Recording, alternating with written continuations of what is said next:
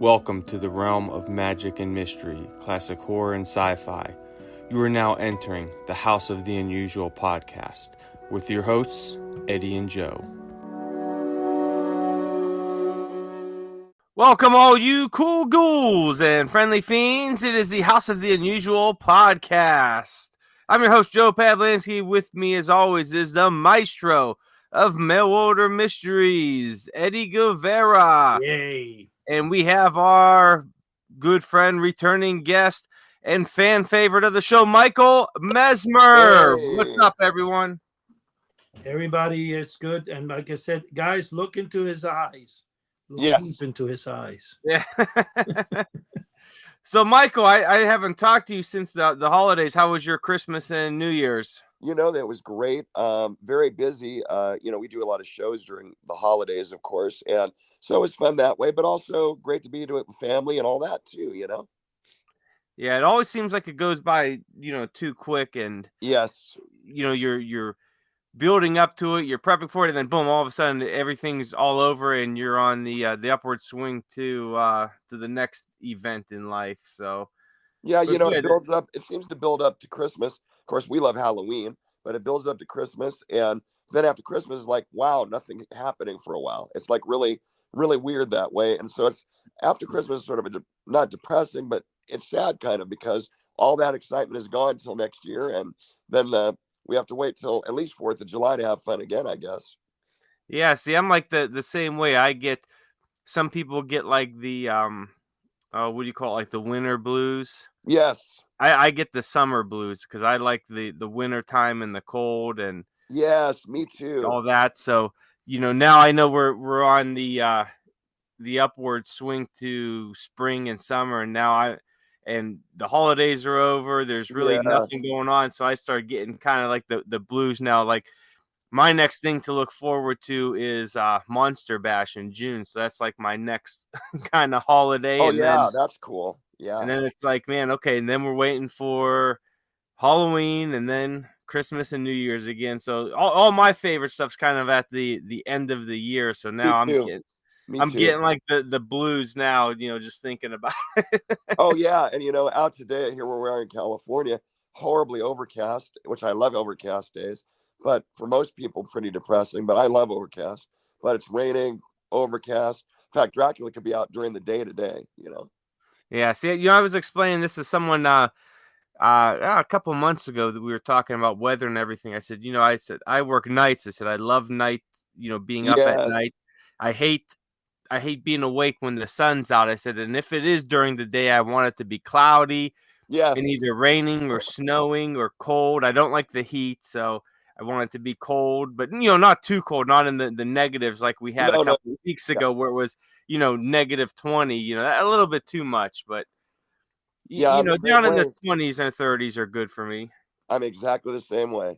Yeah, and I absolutely love, when summer starts turning into that fall weather around September, October, when it gets a little bit cooler, so it's not too bad. You could sit outside around a nice fire or something, and it's comfortable weather. The leaves are changing. It's always like, which is great. Where I'm at in Northeast Ohio, we're like the number 2 area in the country, I think, behind Seattle for like overcast. So this is perfect here. So it's always overcast. Right now it's overcast out there, and I absolutely love it. So you're Northeast Ohio? Yeah. So yeah, I think we're like the number 2 area behind Seattle, Washington for overcast. Where are you in relationship to like Wheeling, West Virginia, and Bridgeport and all that? Oh, well, that's pretty far. I'm way north of that. You're north of that, yeah. Yeah. That's where a lot of my relatives are from, so I just checking. Yeah, that's maybe a couple hour drive for me. Okay. So cool. But yeah, I like this area. I couldn't imagine being around the heat. And I did live in North Carolina for 3 years when I was in the military, and I absolutely thank you for your service. Oh, I absolutely hated the humidity and the heat, the constant heat. I know one year we had a huge snowfall. I mean, it was close to maybe 8-9 inches. Wow. And it was quite a lot because down there, as soon as one snowflake starts, everything in the world shuts down. Right. So exactly, the base shut down, everything shut down. So we had a bunch of, we're a bunch of young, military guys. So we went out, got some potato chips, some beer, some fast food. And then as a lot of snow came down, we went out and played football in it. And it was a blast. And it was really weird to see, coming from Ohio, how many people have never seen snow before in real life. It was absolutely amazing, So there was a few guys down there that this was their introduction to snow for the first time. Oh, so, wow, that's cool. Yeah, so yeah, it was fairly interesting. But anyways, getting off the weather and all that, how has your show schedule been? You said pretty busy. Really great, yeah. And now I'm still working in an amusement park here in Southern California on the weekends, but other than that, it slows down a little bit until I hit March and April. Oh, nice. Now, do you have any updates on your book that you're able to give us? It's all completed. It's in the can, as they say, and it's going to be coming out March 7th. And I'm going to be sending you guys some pre-copies pretty quick here.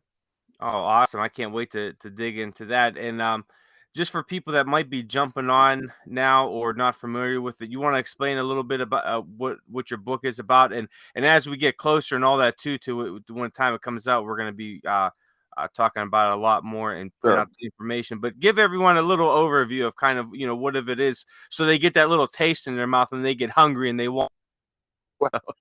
Well, it's ghost transfer hypnosis among the spirits, and actually, it starts in the coal mines of West Virginia, there in Bridgeport and Wheeling, with my grandfather when he saw an angel in the mine that saved his life.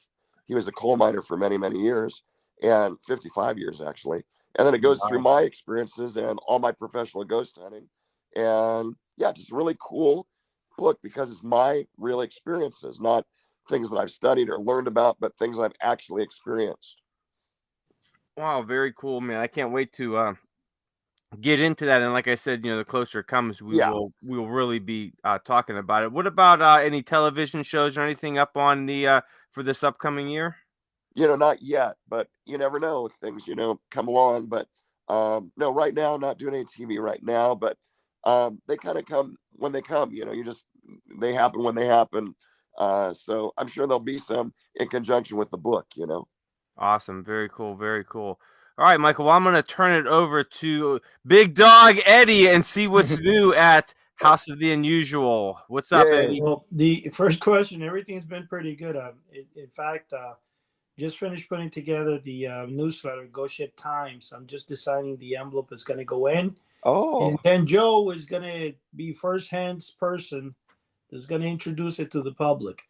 But the other thing I was going to say around our area here is it's been kind of cloudy. We've had some rain. Thank God we haven't had any type of snow because I really don't like the snow too much. Yeah. Especially with the shoveling and stuff, and my problem with my shoulders that I'm having right now due to the storage facility that took me 4 months to move.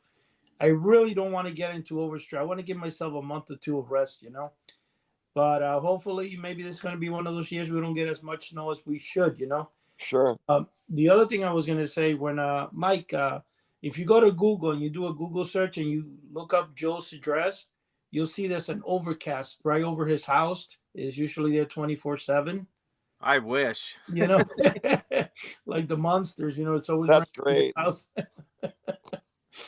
But other than that, there's a lot of stuff. What's exciting the most is the newsletter Go Ship Times, because it's giving so much information. And Go Ship Time is actually going to be sent out each and every month. Not each and every month, but I think I'm working on that deal with Joe here.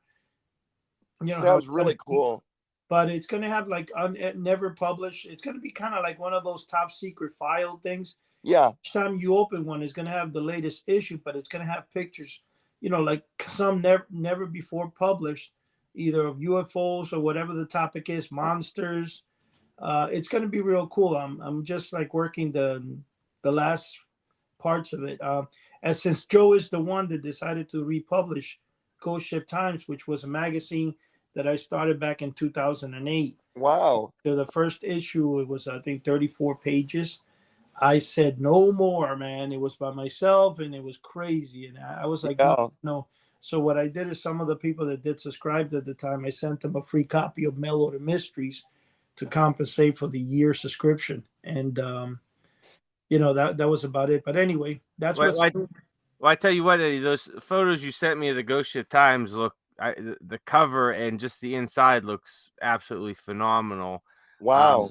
And for everyone out there, just a little teaser for what this Ghost Ship Times is what we did is that we put it on we wanted to make it something unusual, it's something a little bit different. So we got a piece of paper, and it's kind of folded up 8 times, and on each of those 8 squares, front and back, there's either a photo or a write-up and some photos as well. And 2 of our main articles in there, the Alien Orb, and the other one is a case of missing time. There are actually 2 cases that I investigated when I was a MUFON investigator, doing UFOs and all that. So these are kind of like a write-up in regards to those cases.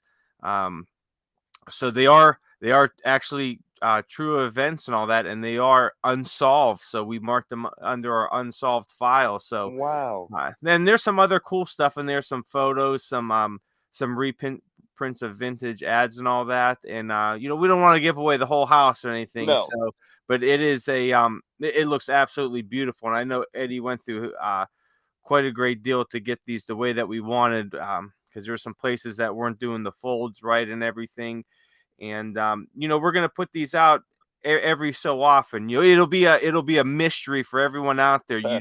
You won't know when these will be coming out, so you're gonna have to tune in to House of the Unusual, because we'll be talking about it exclusively on the podcast here. So this is the only way you could find out when and where to get the Ghost Ship Times, and you absolutely love it. So there are 2 true stories in this. I believe there's only 2 stories in this one. I have to look at the write-up, but there might be a third one in there as well. But we do have the Alien Orb and a case of missing time, so you don't want to miss out on those. That's cool.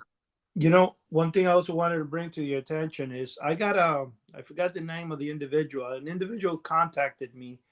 I think he's about an hour away north from here. I'm not sure. I think his last name, I'm not even going to say the last name because I don't want to, say who he is or anything. Right. But he contacted me, and he's like, oh, I bought, I used to have a business. I think it was when you fix cars. I don't know if it was a mechanics shop or he had a repair shop, kind of like a collision repair shop.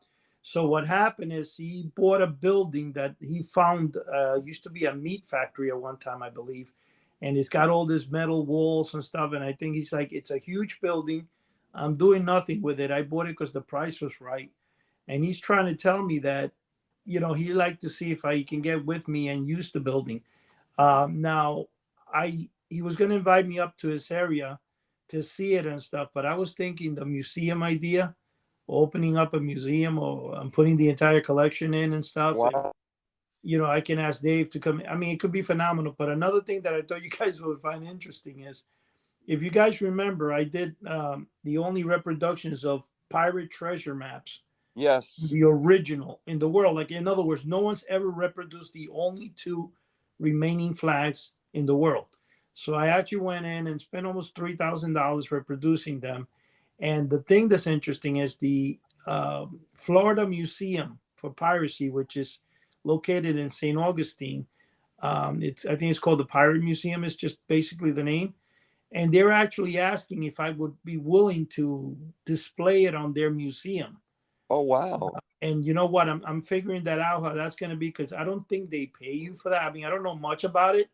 I just got contact. I got to get a hold of the guy and maybe talk to him as to, I think there is a certain amount of time you have to get it there. Like, say, for example, but the problem is once it goes on display in a museum, they'll become, priceless. And it's, I think that part of it might be good for the exposure, Could be. They're one of a kind. And, but anyway, that's something interesting. And I also I think I'm going to be pitching a couple of museums to put Chuck Caputo's collection in it, because I do have about 11 of his one-of-a-kind props. Wow. And I would love to have that display somewhere too. So I'm just kind of looking into this whole new aspect that I've never even thought about, you know. Cool.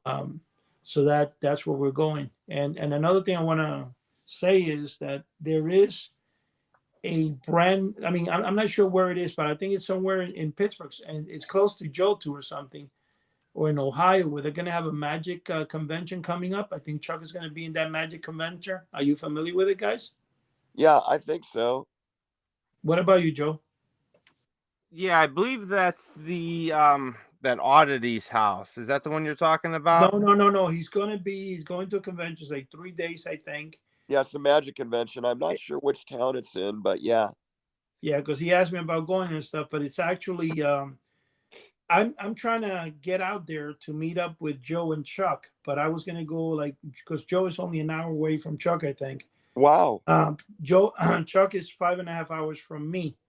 So the situation is that I'm trying to go there and rendezvous and meet them, but this convention is actually more west, I think, or something like that. It's like 3 hours from him, so that would be like 9 hours from me. And I was gonna try to take a shot, but I'm like, you know what, I'm gonna skip it this time because I would have to take too much time off, and I need a couple of vacation days this year. I mean, I can drive up to where Joe is, which is like going to Boston, which I do every 6 months, and then stay the night somewhere there, and then meet up with them. Take my brand new phaser gun in case Joe tries to take it from me. I want to zap him, and that's it. Yeah. What do you think? Oddities conference was just out here, Joe, last weekend. And I thought maybe that well, I know there's an Oddities museum out towards the Pittsburgh area. Chuck was talking about, but thinking back, I want to say that convention might be maybe in the Akron area, area. I think maybe. Yeah, we'll have to wait till Chuck gets on next time and he could talk about it. But I'm not sure. I want to say it's around that area, which would be even farther from Eddie, and it's about an hour from me and probably a little over 2 from Chuck. So, I believe that's correct, Joe. That sounds more like it. But it's funny because you're always an hour from everybody, and I'm 5 and 6. Incredible, huh? I know I'm in the middle of nowhere, but I'm an hour from pretty much everywhere. Like hour and a half. Courage wow. To dog. Hour from Akron, hour from Cleveland. Miles. What's that? I said I'm a couple thousand miles from you guys. Yeah. Yeah. The other side of the states. Mike, how far are you from Disneyland? About 45 minutes. Oh, 45. Oh, wow. You know what, Mike? To be honest with you, one of these days, I don't know if I'll be able to do this summer stuff. I got to get enough courage the cowardly dog, to get on a plane for 5 hours, whatever. Yeah. But I'm really thinking, because I like to just fly up there for the day, go to that Disneyland and see the original Haunted Mansion there. Oh, yeah. Great. I've been 4 times to the one in Miami, but I like to see the outside facet. Okay. So I'll let you know ahead of time if I do, so we can definitely meet up there. If I'm available, I'll be there in a minute. Yeah. Or 45 minutes. I'll try to make sure that you will be when I go, Yeah. Hey, I was going to ask you guys something, and Joe in particular. Have you heard that Famous Monsters is trying to resurrect itself again? You know what? I have. I was reading some info on it on a forum, but I haven't seen any more news about it. If it was going to be monthly, a quarterly, yearly, digital, I haven't seen anything. Have you? Well, they're having a film festival here in LA, down at the Chinese Theater, and they're going to have like all the classic movies. They're even showing Abbott and Costello Meet Frankenstein on the big screen. But I don't know if they're just speculating doing that to try and relaunch it, and maybe they don't have. I don't even know who's running it, so it's kind of mysterious. So I was just wondering if you had heard anything. I haven't heard anything, but I know that the weird thing about Famous Monsters is when it originally got republished, I forgot by David something. him and Forrest J. Ackerman started it again, and then somehow him and Forrest had a fallout. They blackballed Famous Monsters among all the famous, all the monster collectors, and somehow they got sued. I don't know what happened, but the magazine went like down. Then they republished it again, this time without Forrest J. Ackerman, whatever. Then it went down again. I don't know what really happened because, I mean, technically, the guy who bought it had all the copyrights, I think. Well, yeah, I think there was two people that thought that they owned the rights. There was two different entities, and they were at war with each other. And I don't know how that all happened. Well, that's what I'm saying. I don't know, which is kind of weird. And the whole thing that really blows my mind away is that Jim Warren, who was the original publisher of all that stuff, somehow he doesn't own anything. I don't get it. It's weird. But yeah, they're having a film festival for a whole weekend with like 20 different classic monster movies at the Chinese theater. I thought they don't have a magazine right now, so I don't know what's going on. But anyway, I was tempted to go, but it was just too expensive for the weekend. It was like, I don't know, $200 and some to see the whole weekend. And of course, on Blu-ray, so I like to see them on the big screen, but still, Yeah, that's insane though. 200. You want me to tell you something? The same thing. I think the recent. And I like Famous Monsters. They actually have, I forget what issue, has an article about me. And wow, yeah, I'm in it. And it's not about me. It was about Kirk Damaris, but he mentioned me throughout the entire article. Nice. And I have the copy of the issue somewhere, but I mean, the prices are like $14.95 an issue. Not too many people are going to be buying it. You know what I'm saying? No, you're right. They're just overpriced. I mean, at least. Well, and the thing is, Scary Monsters has really taken that spot now. I think so. It's going to be hard for them to come back again, unless it's just maybe 4 times a year with these deluxe issues or something. But really, that market's been cornered by Scary Monsters to a great degree now. And also Castle Frankenstein, as Joe said, is right back. So yeah, it's going to be really tough for them because there's a lot. I think there's one mag, I believe that's going all digital. I can't remember if it's Rue Morgue or Horror How. One of those, I believe, is going digital. Wow. From what I've heard, and just listening to Mike, and I'm sure you get the same emails from the Scary Monsters folks.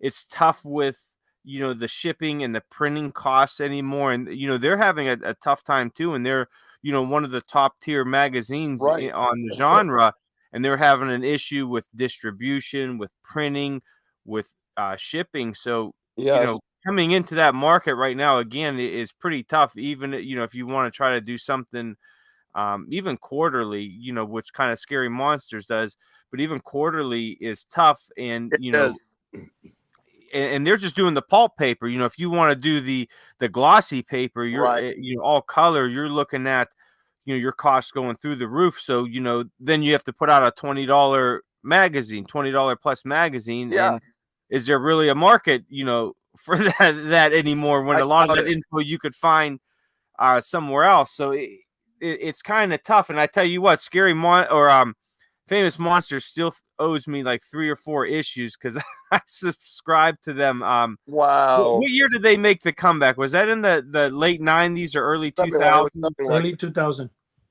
Okay, so I was still in the military then, and I had subscribed to them, and I can't remember what the subscription was, 4 or 5 issues, something like that. Yeah. And I received the first issue. I went back to my duty station, so the mail was at the time was still going to my parents' house. And I remember coming back home like a year later. I'm like, man, I get my read these. I should have a bunch of Scary Monster or Famous Monsters. And asked my parents, I'm like, hey, where's my magazines and all that? They're like, no, nothing ever came in, because my dad, he was a fan of them. He would have probably read them and definitely put them in a bag and board for me, and put them in my room, and nothing ever came. I never got to them. I sent them a letter a letter or email at the time. It might have been a letter. Yeah. Never got a response back or nothing to this day, man. I paid for that full year subscription and only got the first issue. Yeah, and that's the thing, to get the trust of the buyer back again is going to be tough. And you know what? I was reading a forum thread online a couple months back, and there was a lot of people around that time with the same issues where they weren't receiving their their full subscription, that, 1, 2, maybe 3 issues, or the first, second issue, and then the their 5th issue or something like that. So around that time there was a lot of problems, and yeah, I wouldn't get a subscription, and even subscriptions nowadays, you're paying for a year subscription for, say, 7 magazines, right, and they go bust after 4 or 5, then what? Well, the thing is, Scary Monsters really has brought up their level of storytelling and articles. I mean, it would be hard to compete. Maybe you could do it with the glossy photos and everything, but as far as the stories and the content, gonna be pretty hard to top Scary Monsters at this point. Yeah, I definitely think it is, and there's a small niche for some of those other magazines out there, like We Belong Dead, Rue Morgue, Horror Hound, and all that. But from things that I've read is that they're struggling too, and right. all these a lot of these magazines are struggling, and a lot of them are trying to go to digital, and even on digital they're struggling. So it'll be interesting to see what's going to develop from Famous Monsters. When they came back a few years ago, when they were doing, I think, 1 or 2 issues yearly. Right. I had bought the first one they put out. I think it was $20 or something like that. And they did a nice Godzilla one that, well, at some point too, I remember, and I like that one. Yeah, when they came out, I liked their covers and all that. Some of the articles in there I wasn't really impressed with, and no. I kind of never went back to it. It's why waste my time reading this when I could go through a Scary Monsters, or even a back issue of Scary Monsters that I haven't read yet, from the Dennis Truck Dennis days. So yeah, and you can get twice as much content in the current Scary Monsters than they put in a Famous Monsters. So right, and to me, I like, if I'm and this is just my opinion, your mileage may vary, but if I'm reading about classic monsters and all that, I kind of like, I like reading the articles with black and white photos to accompany it. I do too. I don't want the color photos, because it just doesn't mix well with what it does not. You're reading about a movie from the 30s, and then you have a color photo. So. Yeah, it doesn't give you that feeling, the classic feeling. I tell you what I do enjoy, though, when there are color photos, is seeing original artwork of the monsters. Oh yeah, I love original artwork, and even a few years back on Universal Monster Army forum site, I commissioned a guy. He did a Bela Lugosi Dracula and a Boris Karloff Frankenstein for me. Oh wow! He had a whole bunch of stuff that he was selling on there, and doing commissions and everything of this artwork. But like my Frankenstein one, it's a huge one, and it's a horizontal of a Frankenstein sitting in the chair when they chained him up. Yes. And it's all in black and white. It looks absolutely fantastic. But the Dracula one, I told him I wanted it kind of in color, but there were certain specifications. I wanted it kind of like darker colors, darker reds and all that, and it came out absolutely phenomenal. Wow. But yeah, I do. If I'm going to see classic monsters, in color, I want to see some original artwork. Well, it's like, I love Eddie's posters of Dracula and Frankenstein. They're awesome, the life-size ones, and they're in color, which I love. But yeah, in the magazine, when you see the actual, photos of the actual film, you wanted to see it in the way it was. So yeah, I agree with you. Right, it just kind of blends well with with the information that you're reading. It does.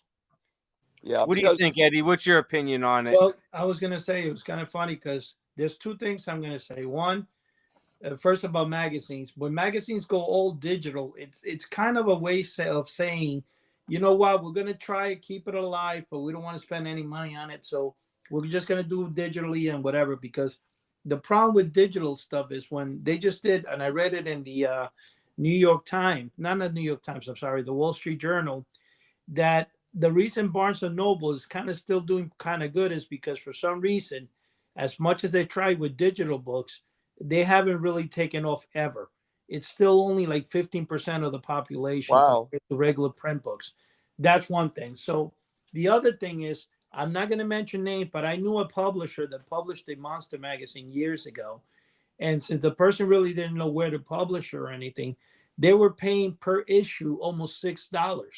And then they were charging $25, I think, a year, which gave them a $4 or $5 profit. But that didn't count that they were actually, I mean, they were sending 4 issues out. So they were losing money. They were putting money out of pocket in order to keep the magazine alive because you had to pay for shipping. Now, one thing about that is when you're doing things like that, mostly you can ship, I believe, magazines, if it's considered like a book kind of. Otherwise, you can't. You can do media mail. Yes. The idea behind that is if you're going to do anything that you're going to ship out, you got to make your magazine into like slash a storytelling book of some sort and call it something that's book, so you can use the media mail format, which will keep it like $3 and something cents to ship nationwide. The other thing is you have to also have a digital format of the magazine so that you can compete in both worlds. This way you have, because when you get magazines like Famous Monsters, like Joe said, I understand what he says. It was 20. I made a mistake. And you get this magazine, and when you look at it, it was garbage. It really didn't have articles that were even interesting. And colorized photos, I do understand. Okay, you get the glossy pages, but then I don't know if a lot of people have noticed when you have the glossy pages, if you're thumbing through your magazine and you put your thumb of any letters, the letters just smudge. So you kind of ruined the magazine. And I'm like, what? And then that's one of my Famous Monsters. I'm reading it, and somehow I had my finger while I was reading the article over the thing, and then the entire little section, my fingerprint could be seen. And the letters just distorted. And I'm like, that sucks. And so that's the bad thing about glossy pages. Now, I don't know if I don't think they've improved it because this is only like a year or 2 or 3 years ago we're talking. But then my other take about monsters, well, everybody knows that those 6-foot monsters that I sell, the Frankenstein and the Dracula, okay, originally in 1961 or 62 when they were produced in color. But the thing is that later I think like in 1967, 68, there was a company in England that did a similar 6-foot Frankenstein. When you stand them next to each other, there's a slight variation in the face. The body looks the same, but the face is more. And then since they didn't have, I guess, the right equipment to print, the foot area between the knees and the foot, there's a section there that's glued on. And then they put a cardboard on the top and a cardboard on the bottom, like the old-fashioned Chinese calendars. Yeah. Have the little thing. And so the difference between the Frankenstein that was done by the Lowell Toy Company in Long Island is that it's a single one piece. It's beautiful. And the one that was done in Britain, the knockoff, a lot of people call it, was a 2-piece thing. Now, Famous Monsters, when it first came out, with Joe said 2000 or the 90s, I think it was 2000, but anyway, whatever, they found in Europe, I think a guy that goes by the name of the Monster Company or something, found several hundred of those knockoffs. And he started selling them at 125. Then they went down to 99. And after everything was on, they were involved in a fire. So some of them had fire marks on them. Okay. But what I'm saying is he sold quite a few hundred copies. And some at the end, the ones that were really like damaged, where they had fire marks all around the corner, except for the image, went as little as $50 or less. I think in my percentage, like 3 other copies. The point I'm trying to say is that there's some guy on eBay, and he's asking $875 for the knockoff. Wow. Original. Wow. He's saying original Frank, because the problem is that this Frankenstein was offered, I think, by 1 or 2 mail order companies, and when you would order it, it would come with 3 little creepy rubber monsters, a caterpillar, a spot, something like that, and it came inside the tube. And but what people don't realize that was not the one that was sold through Honor House or but some people, they think it is. And I tell people out there that are listening, if you want to see which is the knockoff, and it's definitely not worth no $300. In fact, I've seen it go for as much as $75. But the thing I was going to say is now the prices are going crazy through the roof on everything on eBay. But if you want to know the differences, like I said, the fake knockoff has a cardboard in the top with a string, has a cardboard in the bottom. And if you look closely at the photograph, you can see through the paper that there's like a darker line that goes between the knees and the boot of the Frankenstein. You can see that it has a part that's actually glued on. Wow. That's the knockoff. And if you put them side by side on Google, look up both photographs, you can see there's a big difference. Nowhere the knockoff. But anyway, that's my point I wanted to bring across about those monsters. Well, and yours are so beautiful. They're like a work of art. They really are. You know what it is because what I did is the original were just like flat, very semi-gloss.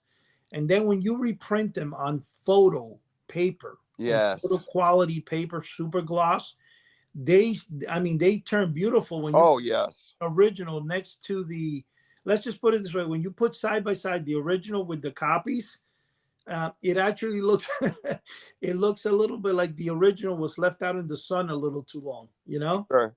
So it's more vivid, it's beautiful. I love the copies. And one thing for anybody out there, I didn't know what it looked like till I actually ordered one for myself because I do have them on print on demand. You know, I don't actually look at the copies. They're done by the printer. They're shipped directly to the customer.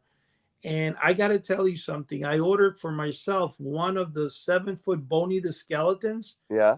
Which, yes, I took the original Boney and I did some Photoshop to it to make it a little better. And I got to tell you, I was thrown back by it. In fact, I'm going to take the Frankenstein and the Boney and put them up side by side because it is 84 inch. I mean, it's 7 feet tall. It's so cool. They're 33 inches wide. It's huge. But oh my gosh, the skeleton. I'll tell you one thing. Joe, I know, would love to have one in his store so he can go to sleep and look at that man from the dead. Wow. Staring at him with his evil glow in the dark eyes, you know? Ooh. That would be cool. I don't know how much my wife would like it, but I sure would. Right. She'll be, Joe, you got to get that off the wall, Joe. But honey, it's part of the family now. Yeah, do you remember that Flintstones episode where Glenn, I think it's one where there's a guy who's supposed to be like Frankenstein. He goes, "Don't do it, Glenn. I have to be a mad scientist." Oh boy, I remember that. I forgot the episode, but that was funny. I have to do it, you know. And Joe has to tell that to your wife, Joe. I have to do it, man. I have to have to do it. Yeah, I have to keep it hanging. Yeah, I have another question for you guys. I have been binging Penny Dreadful. Do you guys ever watch that, or have you ever watched it? I have not. No. It's very adult, and the things that come along with an adult program, but it's some of the best depictions of the Frankenstein monster, Dracula. It has Dorian Gray in it. It has the Bride of Frankenstein. It has it has the Wolfman. It's really cool. You know, I haven't heard of that, but when me and Chuck, which is so funny, have been binge watching, is the hilarious House of Frankenstein. You know. Oh yeah. It's a goofy show, but it's so funny, man. I actually enjoy it. I enjoy the my favorite is the librarian. Oh boy. Yeah, Penny Dreadful is very serious and very probably one of the most serious treatments of those characters. And Timothy Dalton's in it as one of the stars. Of course, I loved him as James Bond, and it's really good. But it's older now, so it's on Showtime, I think. But I bought the DVD set. But it's very adult. You know, there's sex, violence. What year did that come out? A few years back. I'm not sure right now, but it's just really good because if you get by this, it really didn't need the sex in it, really. But they do that with everything now to get attention when it's online, or on Showtime or whatever. But what a great story of the whole monster. It's like a monster mashup that's really awesome. I've never heard it. Sounds good. Let me ask you a question though. You guys, Joe, did you already pre-order the new Ultimate Dracula? What is that? Tell me. Amok Time, AMOK, Amok Time. They had the Ultimate Frankenstein about a year ago or something. And the new Ultimate Dracula, they also have, I think, a scene where they have the coffin or something you could buy separate. Oh, wow. I haven't, I saw the coffin thing. I think that's going to come out, so I'm going to pre-order. But I ordered the Dracula. It's a great Bela Lugosi lookalike. Oh, wow. Joe, you got to see it if you haven't looked it up. Yeah, that's the one. Neca put it out. No, but it's by Amok, AMOK Time, or is that the company that sells it? No, Muck Time is just a they're just a they're just a retail company, but NECA's the one that is doing the figure. And yeah, I actually went the other day to Target to see if it was out, because I usually they're up there, but I haven't seen it out yet. I don't know if they've hit the shelves or not yet. I know online you could order them, but I haven't seen them on the shelf. So there's that one, and then there's going to be a really nice Invisible Man that Wow. should be out soon. It's either out now or it should be coming out soon. So how big are they? They are 7 inches. Okay. Can you see the Invisible Man?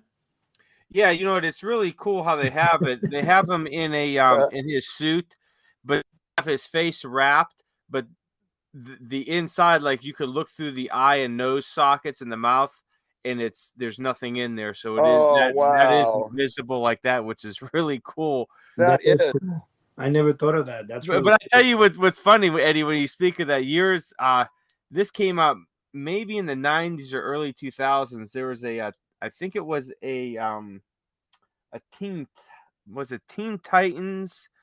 I think it was a Teen Titans box set of figures. I think there was maybe 10 figures in the box. So and there was 5 on say there was 5 on top, 5 on the bottom, or 4 and 4, however it was. But the one girl on the team, which was Invisible Girl, they had just in her box nothing. Oh wow. I said, what? I said, that is just like they couldn't put like a clear figure in there or something. They just left it empty. Wow. I don't know why, Joe, for some reason I think I have that, because I was just thinking about that. I was going to ask you that part, and I do remember there was like a plastic thing, and you would buy just that there was nothing in it. Wow. You know, Joe, it's kind of funny. Years ago, they were selling just a display where the Invisible Man, I think it was the Aurora Invisible Man, would go on. They were just selling the base, and I bought it. I don't know why. Wow. It has nothing on it. It's just a base. And I came across it a couple of weeks ago, I think, and I forgot where it is exactly, but it was wrapped up in the bubble wrap. And I said, what? And I remember that I had bought the base for the Invisible Man. But one thing I'm going to say, Joe, is I pre-ordered the Dracula. I know it might be a little $10 more expensive because I obviously came out to $50 because of the fact that you're paying for shipping, you know.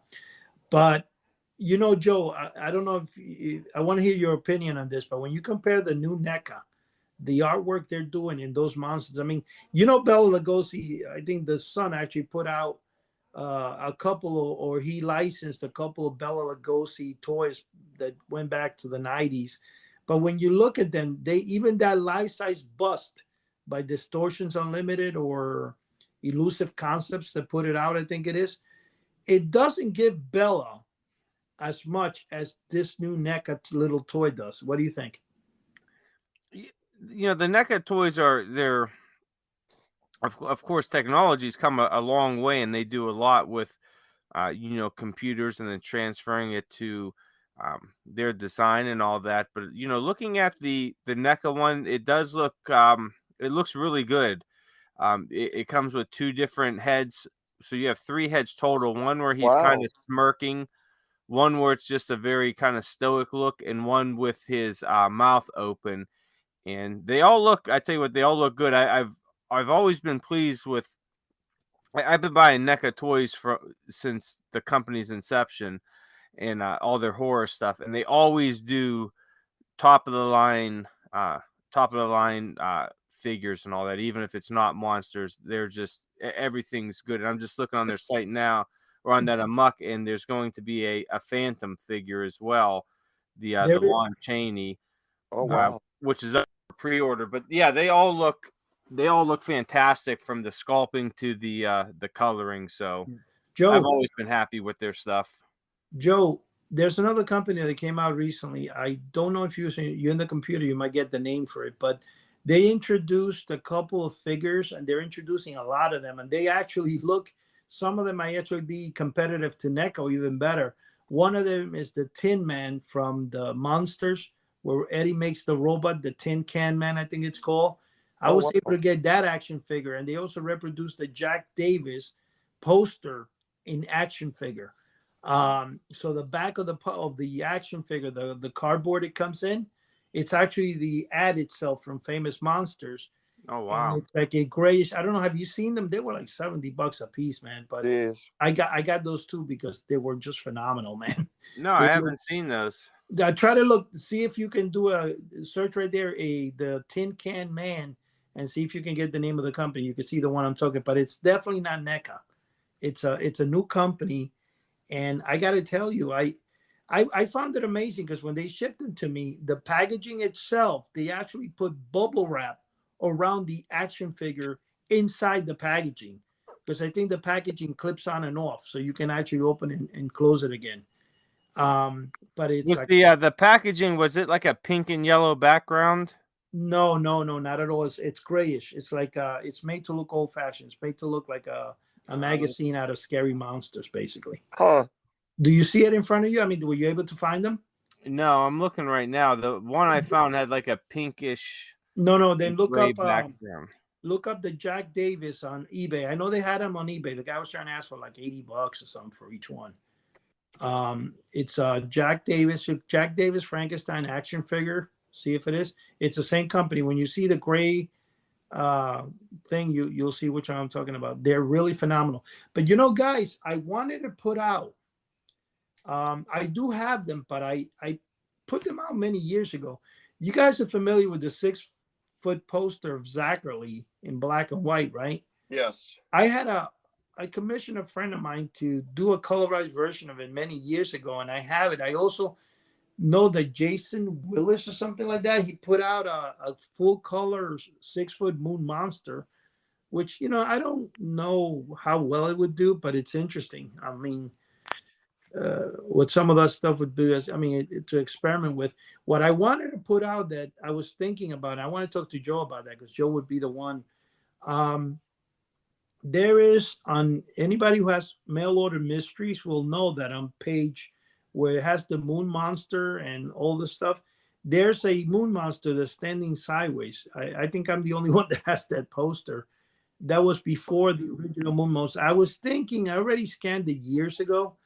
I was thinking of actually trying to produce one of it and see, because I'm sure a lot of the moon monster fans would definitely want that.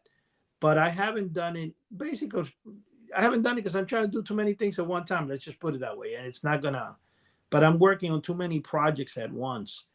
And right now, my sole one is to finish tonight or tomorrow, finish the design for the Ghost Ship Times, and then Joe can launch that. And I'm going to send Joe so that Joe can actually do kind of like a quick video launching it and showing it, so that when it goes on eBay, which I believe is the best market for it in the beginning, people can actually click the link and see Joe, if that's okay with Joe. But that would be my way of going with that. And the second thing I'm going to work on is probably bringing back the Moon Monster. And I also have been I've been trying to do it for a long time, but I keep putting it off. But I'm actually going to try to reproduce the original Haunting record on vinyl. I put it off because I did, a couple other projects, and I got back with David. We did the 7-foot Frankenstein. We did a haunted house barometer, which is those little houses where the guy would come out when it's raining, and the girl, those things from the 70s. We did a bunch of those. And so basically we had that, and we also did the Hypno coin. We brought back the Hypno coin. So, I'm trying to do one thing at a time. I don't want to go too overly, because it's making me go too thin, Well, sure. But anyway, hey, Eddie, I did find that company for the Tin Man, and it's called Brent's Dolls. Yes. And yeah, for anybody out there, it's spelled really kind of strange. It's BRENTZDOLZ. So you could just type that in your search, and you could bring up a few sites. They got some stuff on eBay, but yeah, their figures go for a decent amount of money. What do you think compared to NECA? I mean, in quality or in the way that things. These are more of like the these are more of like the Mego figures from the 70s. But those are cool too. Yeah, so you have a totally different kind of a figure here. You know, they're basically updated Mego figures with the the cloth and all that, but they're still the sculpting on the head and all that is really nice. And I'm looking at a lot of the figures from like the monsters. Um, they have the Jack Davis Frankenstein, of course, which they have a black and white and a color version of I that. love that. Yeah. Yeah, they have some updated or some more contemporary figures like from Jeepers Creepers.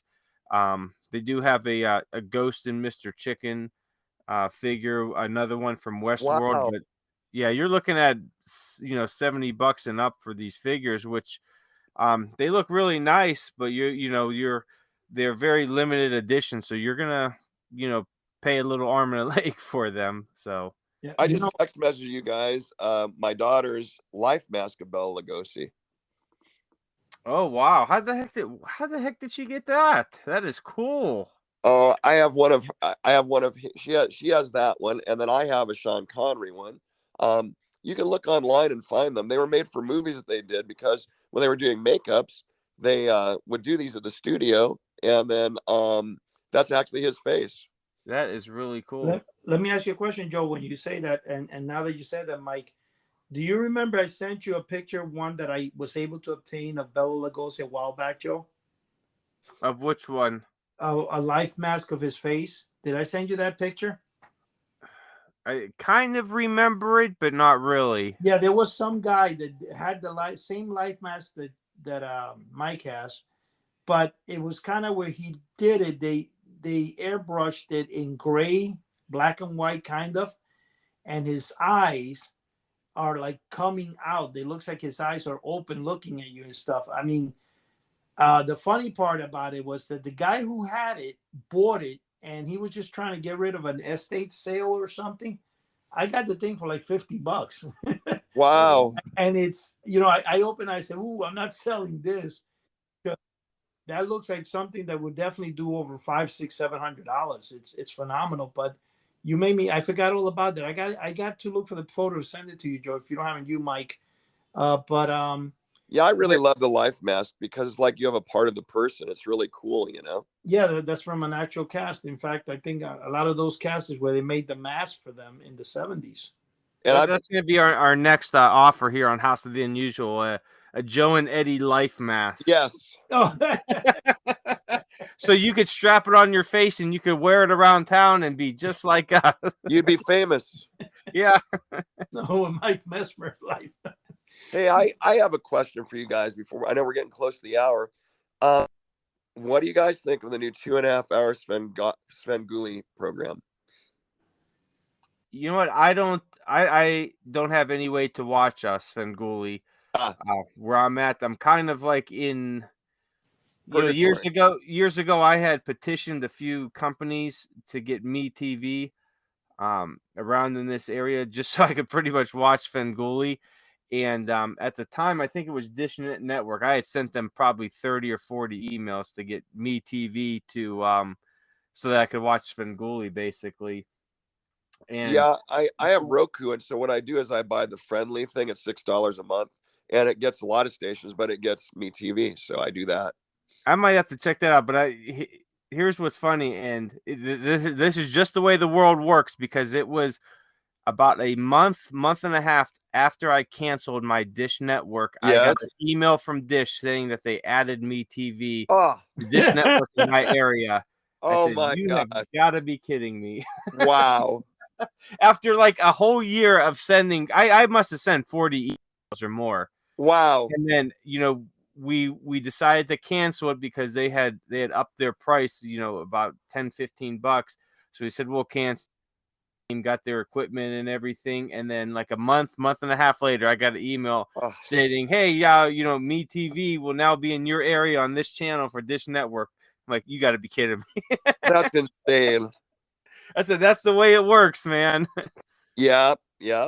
But yeah, I haven't been able to see it. My sister, she lives out in PA. She catches him once in a while. But what's with his 2.5-hour program? Is it different than what his regular program was? Well, what it does is it gives him more time for bits, but also a lot of those films we were watching on there, he had to edit to fit the time space. And so now he's able to show the complete films. Oh, wow. Nice. They're going to have Godzilla at the end of the month, the original Godzilla and stuff. He couldn't show those before because they were too long. Yeah, I mean, when you're in that time spot of 2 hours and you're trying to do your bit plus, fit in an hour and a half plus movie. Right. There's a lot of editing. So that'll be nicer that he can now show the unedited movie, plus not have to rush his, little bits as well. Right. Yeah, but I like it. I haven't, to be honest with you, I haven't been up on it. I haven't watched him in almost a year now. The reason is because of my time schedule and stuff. But I got to tell you one thing, Mike, when you say that, you remember that movie from Clint Eastwood, Hang 'em High, I think it was called? Of course. When it comes to the end, they're just walking in town. You're like, is the movie over? Yes. I wonder if that's what happens to some of that editing, though, because like I'm still like, one day I'm watching all this Clint Eastwood, and I'm like, what happened? Where's the ending? And they're just walking in town, and then it's over. It's over. It's like, that was a real stupid ending. And I was like, you got to be. So that's what I'm wondering, if when you start editing a lot of the original films, I mean, there are films like the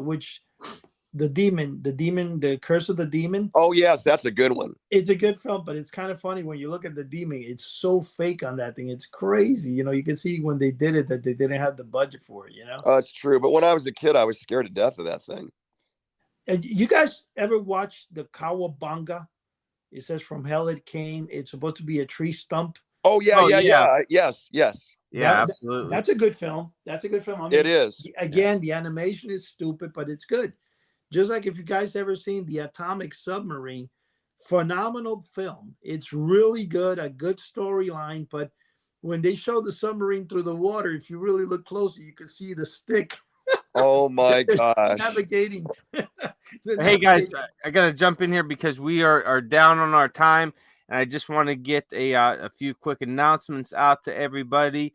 My movie, monsters.com, Scary Monsters number 129, it is now shipping, so make sure you head on there and check that out. And also we have Scary Monsters number 130, which is the Monster Memories drive-in issue, which is going to be really cool. The cover looks fantastic. Oh, that is up for pre-order now, and there's a sale price on there, so you'll save $2 if you go on there. So definitely go in and check that out, because that looks really cool. We all love drive-ins. I'm sure most of us remember going to the drive-in as well. I was born in '80, so I caught just the tail end of it. I do remember him for a few years there, but sadly there's not too many around. So definitely check out this issue to get some of your memories on those old drive-ins. And also don't forget Castle of Frankenstein number 36 is still out, and Castle of Frankenstein number 37, George Pell's Lost Time Machine issue is up for pre-order, so you got to check that out. It looks fantastic. I mean, I'm so happy with all their covers for Castle of Frankenstein and Scary Monsters. It's definitely they do a fantastic job, and that's why Scott Jackson does those, right? Is he doing Castle of Frankenstein as well? I think, but maybe I'm wrong. I don't know, but boy, he does phenomenal work. Yeah, I'm not sure, but next episode we will have that out there. I'll have to look on my issue and see who's doing the cover. Also, guys, make sure you check us out on YouTube. Just type in House of the Unusual. Subscribe to our YouTube channel, like our videos, leave a comment, check it out. Eddie and Chuck are always putting up some great episodes there. And also we have houseoftheunusual.com, which is our flagship site. We have a great forum site there. It's free to join, free to use, meet some like-minded people, share some of your collection. And if you want to be a guest on our podcast, hey, hit us up. Let us know, because we've had a lot of people on there that have posted on the forum and ended up being guests and returning guests on the podcast to talk about the cool stuff that we all know and love and that we like to hear. And maybe you could tell us a little bit about your experiences and your memories, because that's what we are all about. So guys, everybody out there in podcast land, thank you for joining us. We are here every week for you. Find us on your favorite podcast platform. Subscribe to our podcast. Give us a 5-star review if you are liking what we're doing. And just a big thank you. So, Michael Mezmer, thank you. Eddie Guevara, thank you for joining us. All right, and guys, we will see you next week. Everybody, good night. Bye-bye.